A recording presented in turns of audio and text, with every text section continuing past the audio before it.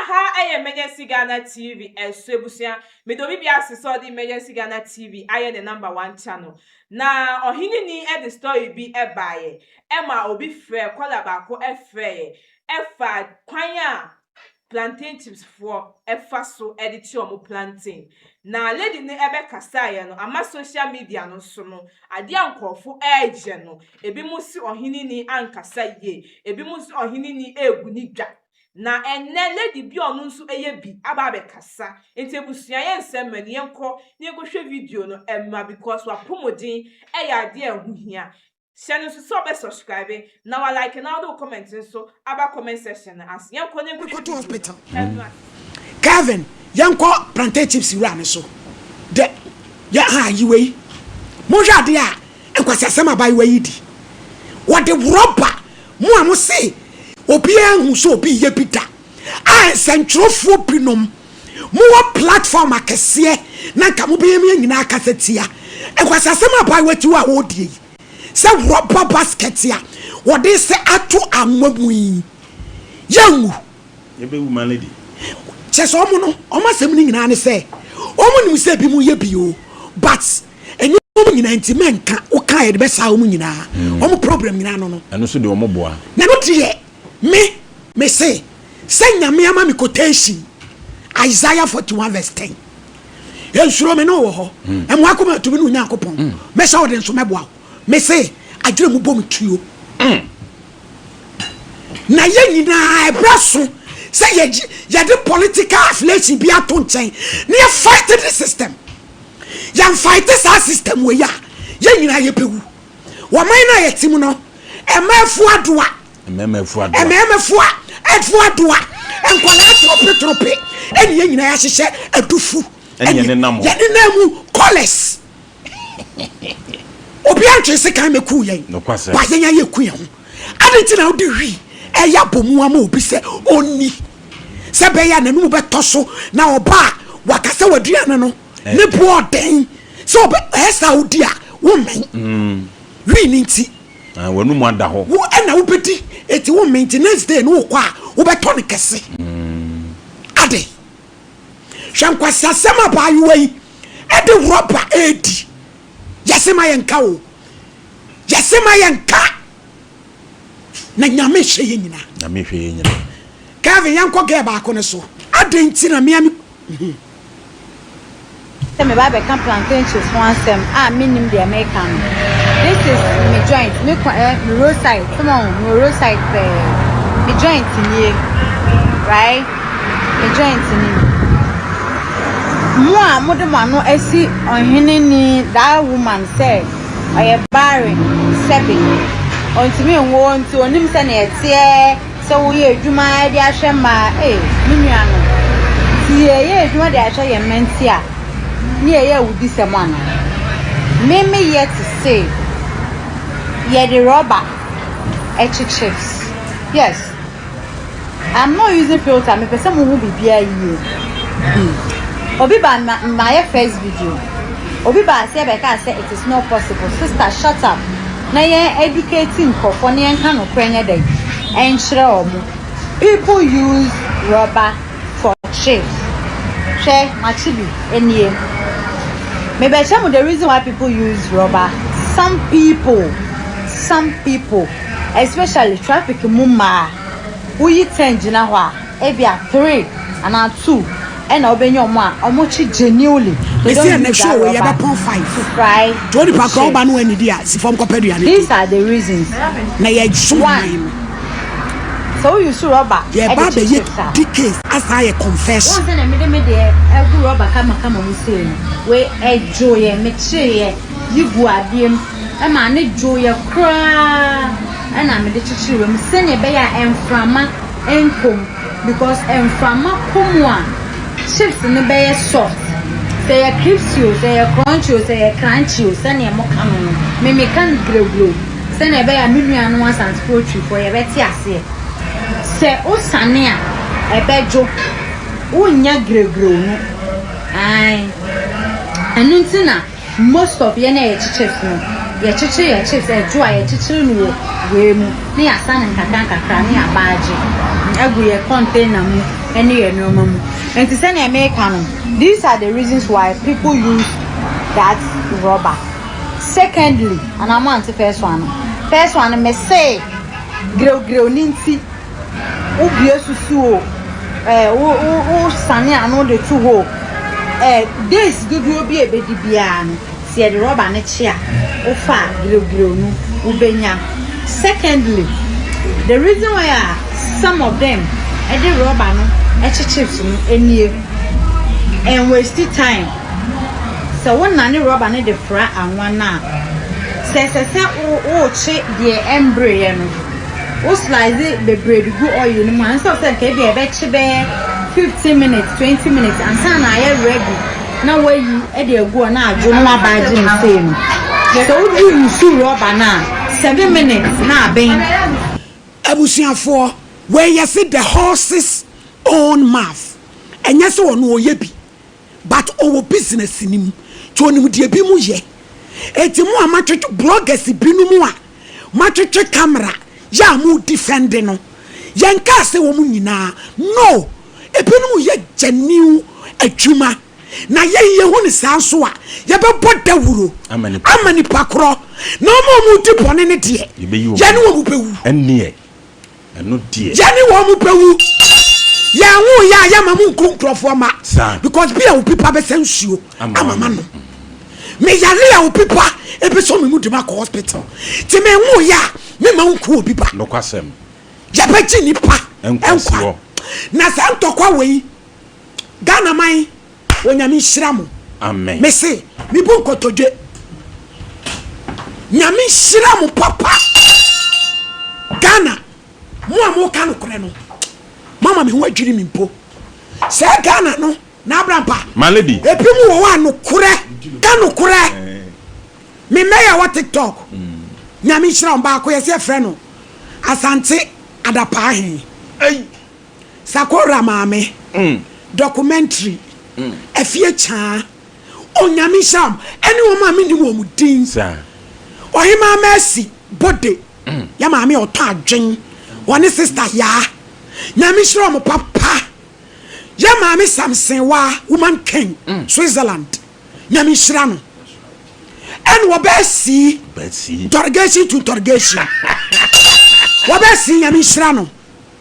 ene ya bra baako Kwame G half cast na no ye yikuma wudu no nyame hira wo mo yani wo ma Ghana fo no kore bebre ya no kwafo no ma hunu sade na ekoso no abusuafo ye Ghana fo ye ni baabi akọ mamu ma ye mfasika ni bre enku ye ho Bible so nyame sem hira ena mani pa ye odefo opra dwuma mfa bi nka ho ye ho aho kire pen yes but ye ho kire mu no ye di wo nyame no kore ya anya bone ti na brade ho ye mobo ye nkwa ho mane so ye be ye hwe ni video yi ogina so hello PS ye na ho te say Yami aduma yo mommy. Yes, no pray abeka nti o ma start attack o. Ani o say me send you voice note cry o yembe so. I think say before say mobile friend me. Mo bo video ni nti ho na course say ba. How see your day? It started from yesterday. So how see dey? Almost say na ma meka say enye no kre. Hey, na ma ba beji atum say no credit to an extent of the major say a binuma or more traffic muno. San or moye. Na me yes, no good jano. I'm a diabody and I'm fat. Do you hate ye? And maybe some say, said ye asom frank at you. Na apetu pret at you. And we are both be any in a so, and you know, Mrs. Ye, what do man come? Asase ya wonyankopon na nanu nyina gina yachi sansa ya kwam wo man no amenchirima enya hoto omunua no misi epeku wo ho misi nua no mapopo no mo nane mo obi ankodane na yenhwe o mo epewu omo na bewu yenhwe o mo nua epeku wo e wo kana ebeku wa ama wawu enti maame sha wo hoden na dia me pesa me ka kire wo ne se onyame ogina no korachi me de wo number ne beto dwa wo bia wakra na wo mapa plantain chips wo location ni de enka biem mpacho yo fra no Kevin yi video ni craft so ba bi ojan po de wasi ani muti hu fra no na oma wo order na wo so ye bi se wo be ye bo da babonti abekirem se mi ton bi aha na me wo na ye no kre me nuanom bi ye bi me se obi a ono obi ye one business omu ni momo mu ye fake omu nim pa omu ni but onka no kwasem pacho bobo number no piesie me pacho me number ne is 0245 15 68 92 0245 yes 15 68 92 piesie wo ma me de mpa bota wachi wate amen bibie ni wa ko be ye wo awurade nti wo gina no korachi onyame ma wo ho ban wo bi ntra wadwuma mu abrochirefo nyina de orders bebrew me na me ka kire wo if I be a woman of God ebe si abrochirefo am pe plantain chips mo de am contact me amema na ye bia mamo wo a wo ye wo de ye papa ye bold me ameba wo de wurama ye sua de ye ba be di asem so na abrampa man lady ye ti Ghana hey ye wonam bebra ye hu ni say ye de kola kokko ene ye de ahye enam ne niam bebre ya ye di ye de kala ahye from time immemorial efe ye ni bia ba ye hu se kala no ebeku yen no kwasem alternative ben ade we ye friend beetroot ade bia wo ye ko upese wunya kala kokko wo betimi de ade we aye se ye ka se ye yama eye kokokokokokoko etuoni ya se nam na wo chi se ade bi na wo chi e na wo pe kala kokko you so beetroot ibi yam sone so na fa nsuo no efra afa hye ye benya pomuden wo de ade kro ne kra tone mane bo nya den nipa ne ba fa beetroot ni bi toto so obehu se wo de edie wo de wei ene hye na ye koye nim no ensa ye reverse niema ye nya pomuden ti ade wei ye frɛ no turmeric powder eni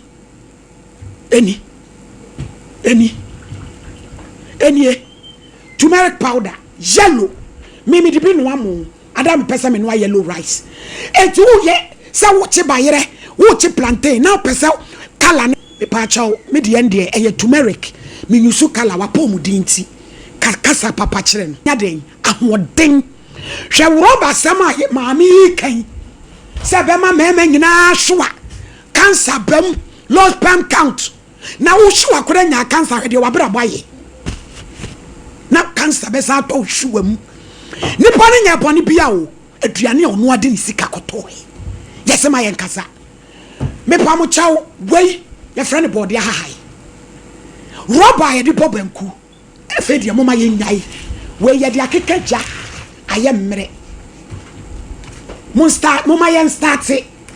na ye nyina ya pom dinti ye fa rob ayi wei ba board ya ban emo banku wo de start OHENENI me ka banku wa ha me de mi su board ya ban yo mema Kevin abeye u video ne de ato so se monko ma me we ho se de bia me ka se monko shege ya ho nkodidi de chem so corner store efie aduane because napkin no empede ye kala ye mienu ebetu bi a white a oba wa si wa de wa bobo de agu ho wo be no wa mu a wo de akata so eti yenya ye ku ye ho adan yesi me yanka o wo gu obi adwuma me ka ne biem ye nwu obi adwuma da na mo amu ye ne kwan bone so enu kra ye nwu no yesi sesa said ye wo ye no sesa na ye pewu eno am se me yanka kora na wo kan de be sa wo nyina enu so de ye nte ase we no go gree enti mo pa mo fie nkwa na nwuro mo fie nko buruku mo fie nko India manya kolo onyame ne eboafo makasa ye ne kwa so ano me da se nya ado ye nya ho kese bi wa doctor tenase na ye wie na fe ye nko ya se ni so asem chenkyere nche bi aba mo amete ya na mo frem se fra wo frem no sesei Kevin mo se experiment no nko na mimi nim chemistry master kura wo ba ga na abeboaboa adwadifo ano ema o sa chemistry no mi hupita minim officer kura oba ga na be se adwuma no na bi mo ai oheneni ye sentrofo bi no hey Ghana oheneni yes obi wo kura aka we die nipa no wo to aduane ni bi ti mu matwe camera esisi manim tete ho ese yes no momfa ntaage wo mo onyame hu ye mobo mesi ya ma obi enwu o ya ma obi enwu ye ni ma ye wano doctor me pa to me hwe brave video no mu hu ni pakura na me ne be ka se Kevin doctor video no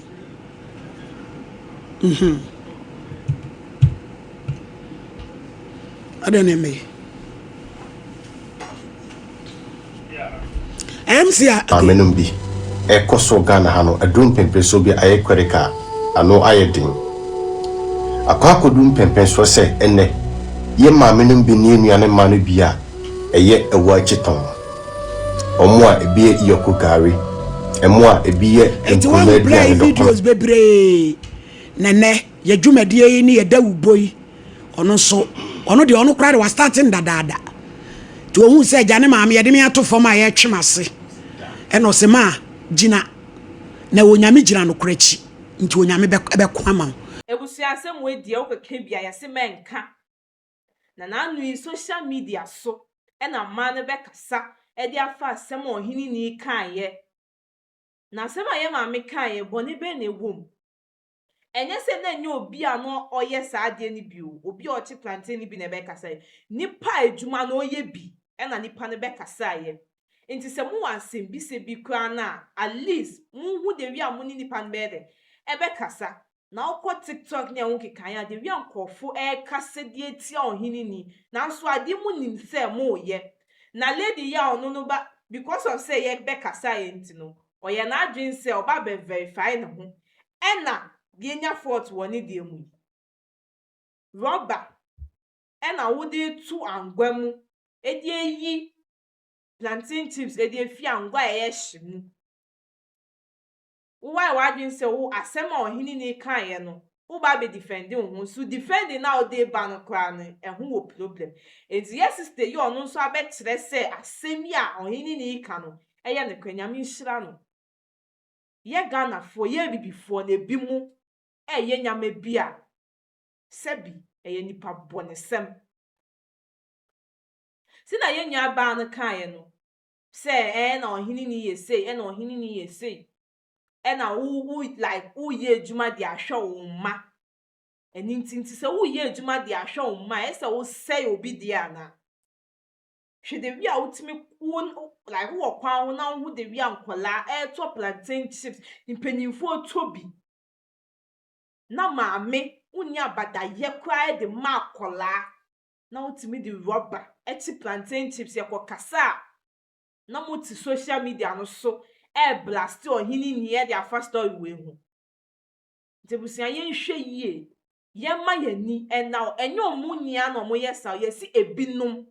enti mu amunim se mu ye papa no mu fish out omoye de omoye sa no ade de ye si nipa ba ko ye bibia di samunia enti se nipa ba ko pe na ye hu woni ho a ye de sai omunia enti wa wonim se wunye bi na wa ba bonten abekire se wunye bi na omo de be social media so se na munhwe na ye fa rubber what you say sa time no na why wa adwin se on fa rubber enye to verify what oheneni kan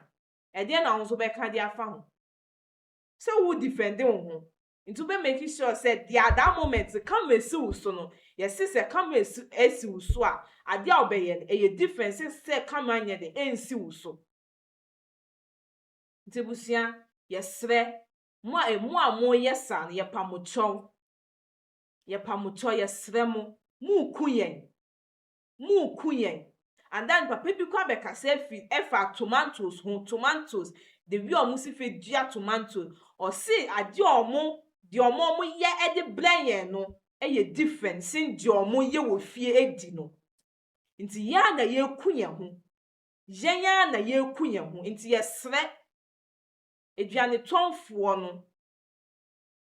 eduane tonfo na ya mo ye ade na mo hu ni se mo ye mo de mo fa ni se mo ye wo fie ama mo hu ene mo ma enye se wo ye di nya profit nti usori ade apesa wo ye na eno na apesa wo ye de maye de wi apesa wo ye no sa na apesa wo ye de maye wo feel se obeye de ama amanfo ama mo edi no bisa hu se ade ya wuti anasa eduane a wo ye uba bedi biana na one sense a wo ye no ubedi biana nti yesre Ghana fo na mo TikTok na mo kasa dia afa asimu yesre mo yepa mo chow yen ka asimu nia yesi ebinum nti wa wo ye papa no na wa fish out omo ye de omo ye sa no ebi mo the evidence bebre aba ebi mo the evidence bebre ayede e di aba na de me ya ne se nipa onu nso ye bi e na wa ba verify se asem a ye maame ka no eye no kre nti busia ye nhye no nso ye mfa asem wentu ya ye ho fo na ya na ye ku ye ho yenya na ye ku ye ho ye beka so obi wo cancer o wo sei enye bibie nti o eye dia ye de ye di koye mu obi wo ha we nya typhoid na so onu ehun se nsuo ya onumi ye mfa ni so onu bottle water so obekọ hospital bia na aka che se wo typhoid wo se adinti e na doctors e verify se nipa wo typhoid abra nipa nsu nim se duane a odi ana se nsuo a onumi eye kojin nti ya na ye pra ye ho mo a mo ye duane wa bonten mo a mo ye bibia ye sre mo fa kwan papa no so na mo nyen emfa maye ebusia ha ena medi mo besi na meka wasa ha eguso aye emergency Ghana TV social so be subscribe na wa like na do comment so e di aba comment section as wa pomodin ena ehia ye eninti ena dani de nia ye ya adwin se be de ye betumofo edi ameti so ani catch mami esi enesi ebusia ye be sanso edi nhyiemu e wa he